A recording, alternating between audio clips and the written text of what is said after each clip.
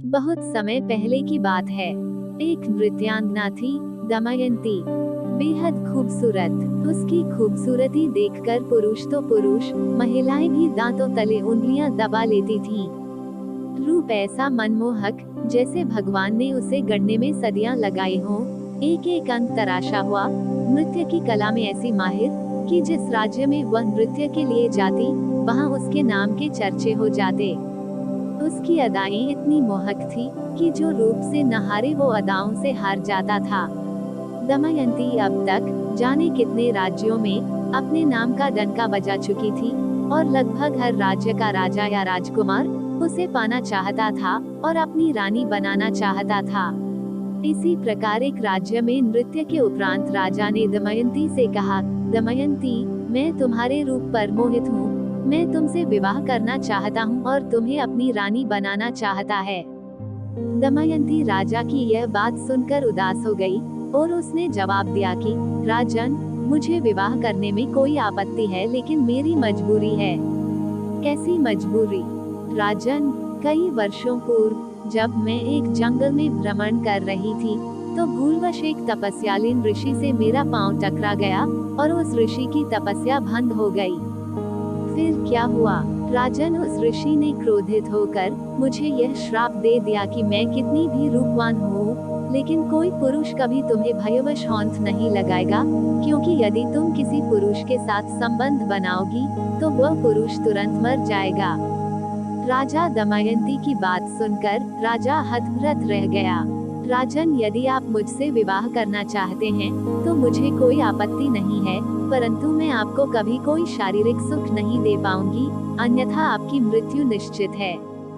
राजन ने तुरंत ही दमयंती से विवाह प्रस्ताव वापस ले लिया और अपने राज्य से खूब सम्मान, उपहार और धन देकर विदा किया।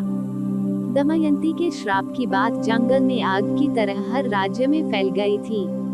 हर राज्य से दमयंती को नृत्य का आमंत्रण तो अवश्य आता, परंतु लोलुप राजाओं के विवाह प्रस्ताव आना बंद हो गए थे। दमयंती दिन दूनी रात चौगुनी समृद्धि कर रही थी, किंतु उसका मन कहीं न कहीं सच्चे प्रेम के अभाव में दुखी रहता था। एक स्त्री आखिर कितने दिन अकेली रह पाती, वो भी अपना घर बसाना चाहती थी, लेकिन इस श्राप के कारण कोई भी उससे विवाह नहीं करना चाहता था। एक बार दमयंती भानपुर राज्य गई और वहां के राज दरबार में अपनी नृत्य कला का प्रदर्शन किया। भानपुर राज्य का राजा अत्यंत सुंदर नवयुवक चंद्रभाल था। चंद्रभाल एक अत्यंत रूपवान, शक्तिशाली और ज्ञानवान राजा था। दमयंती ने राजा चंद्रभाल को जब देखा तो वह उसके प्रेम में मुग्ध हो गई। राजा चंद्रभाल ने दमयंती को अपने राज्य में रुकने का न्योता दिया और अपनी राज नर्तकी बनने का प्रस्ताव दिया।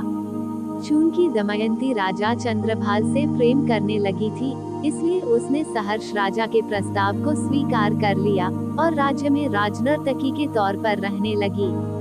राजा चंद्रभाल दमयंती की सुख सुविधाओं का विशेष ध्यान रखते थे।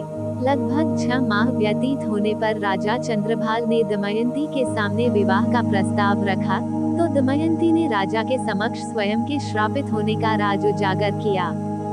राजा ने कहा, मुझे तो पहले से ही पता है कि तुम श्रापित हो। इसके बावजूद मैं तुमसे विवाह करना चाहता हूँ, परंतु मैं आपको कभी आपके राज्य का उत्तराधिकारी नहीं दे पाऊंगी। क्या यह आपको स्वीकार्य होगा? मैंने तुम्हें सच्चे दिल से प्रेम किया है और सारी परिस्थितियों से पूरी तरह से वाकिफ भी हूँ, इसलिए मैं भविष्य के लिए पूरी तरह तैयार हूँ। जो इस राज्य का सही उत्तराधिकारी होगा, मैं उसे यह राज्य सौंप दूंगा। तुम सिर्फ यह बताओ कि तुम्हें विवाह का प्रस्ताव स्वीकार है अथवा नहीं। उद्धरण। राजन, मुझे आपका विवाह प्रस्ताव स्वीकार है, लेकिन इससे पहले मैं आपको कुछ बताना चाहती हूँ। हाँ बिल्कुल।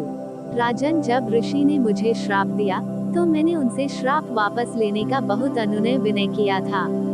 क्योंकि उनकी तपस्या भंग करने का मेरा कोई इरादा नहीं था, तो मेरे निवेदन और क्षमा प्रार्थना से द्रवित होकर ऋषि महाराज ने मुझसे यह कहा कि मैं यह श्राप वापस नहीं ले सकता, लेकिन यदि इस श्राप के बावजूद भी कोई पुरुष तुमसे सच्चा प्रेम करेगा और बिना किसी काम वासना के तुमसे विवाह करना चाहेगा, तो यह श्राप स्वतः उसके सच्चे प्रेम के कारण टूट जाएगा। तो राजन, आपने कामवासना से मुक्त होकर मात्र मेरी आत्मा से प्रेम किया, इसलिए मैं आपसे विवाह करने को सहमत हो गई और ऋषि द्वारा दिया गया श्राप भी स्वतः ही टूट गया है। इसके बाद राजा चंद्रभाल व नृत्यांगना दमयंती का बड़ी धूमधाम से विवाह हुआ और पूरे राज्य में खुशियां मनाई गई।